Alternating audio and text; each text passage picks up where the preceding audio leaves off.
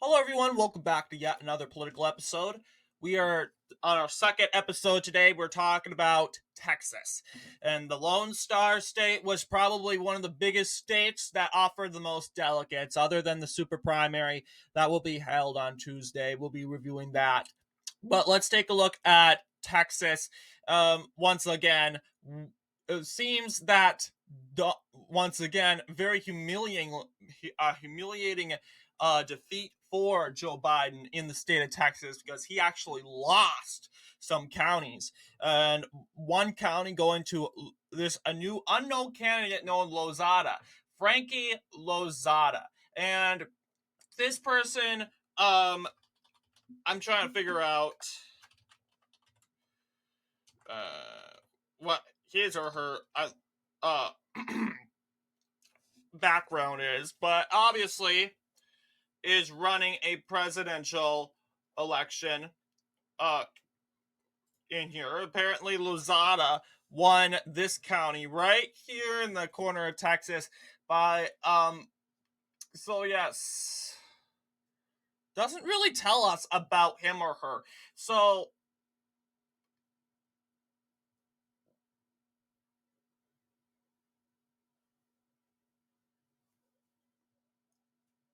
I'm just looking at, yeah, it's pretty much an unknown individual. This is Frankie Lozada, and apparently his background, I'm guessing, has to do with a lot about the border. He is indeed a Democrat. But he seems to be more of a moderate. And seeing that Lozada managed to carry this county by 100%, a county that Joe Biden absolutely could not carry. And how he won that county, I don't know. Maybe one person showed up, two people, 10 people, seven people, but we know it had to be a single digit number or something close to that because we have seen here that only a few people showed up in support of this Lozada guy, and he has got no endorsements in Texas, nothing. And people managed to show up. So yes, breaking news. Joe Biden lost two counties. Now, this county did go for Joe Biden in 2020. But first off, let's take a look and see what that county really is. 2020 Democratic. No, we're not looking up elections. Texas counties. So this county is Loving County, and Loving County is a Republican stronghold as far as I know. It has a population of 64 people. And out of that 64, how many people are going to go and vote in the Democratic primary? Not that much. And you'll see there is barely any opposition in Loving County. Only 60 people voted Republican, 90% sweep here. And looking at the Democratic margin, just 6.6%, that is only four people. And two people voted for the third party, which was 3.3%. Not bad. Regardless, though, Republicans swept this county, and this county is a Republican stronghold. And there's nothing you can get from this county. I mean, you think 60 people is going to boost? It can, and it does. It kind of echo the atmosphere set in this place. Um, but we'll see. I don't think anyone. There's no really any like big major city. Of course, there's not going to be major cities, but the real area is Mentone, and that is as you know, county seat, and that's 22 people. I'm guessing it doesn't really have much of a school, and people have to go out and travel to nearby counties on the Panhandle, or even to New Mexico.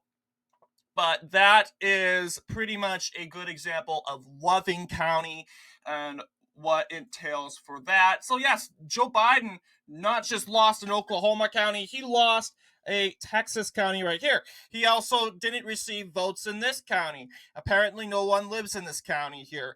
And did Joe Biden carry it? I mean, most likely, let's see. This might be the county that is it this one or this one? We gotta check.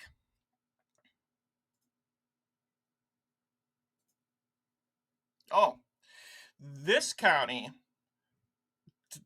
tied. I want to think it tied with Biden and Sanders, but apparently it's tied.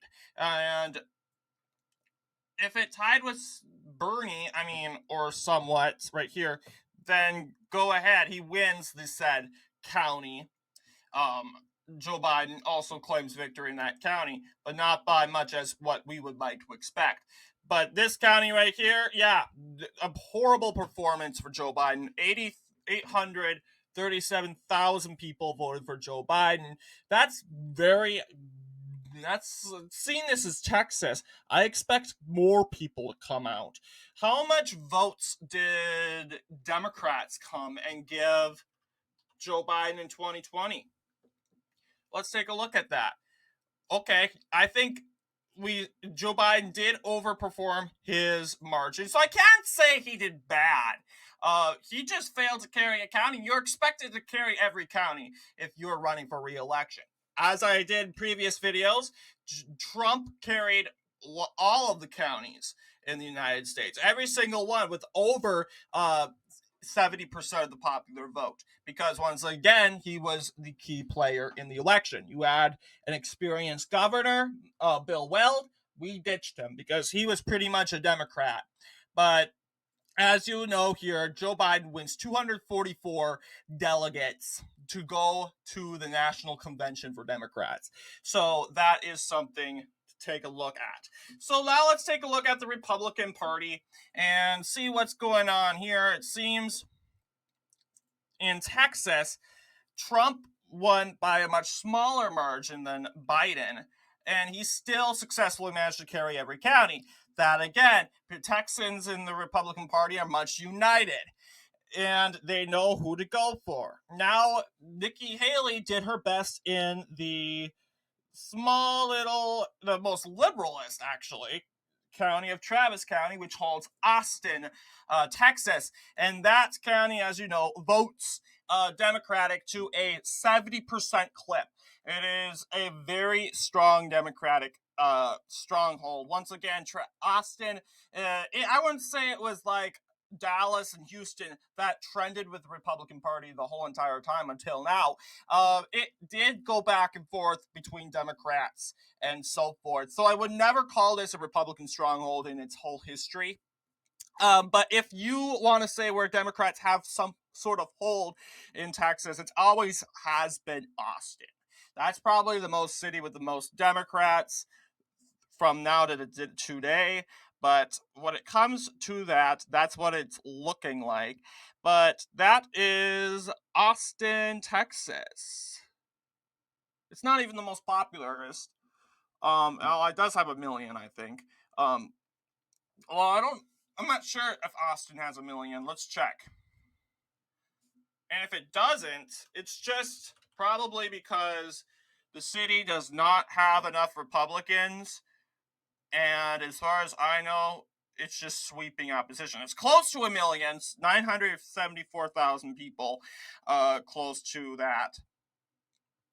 Yes, Austin's a part of Hayes and Williamson County also.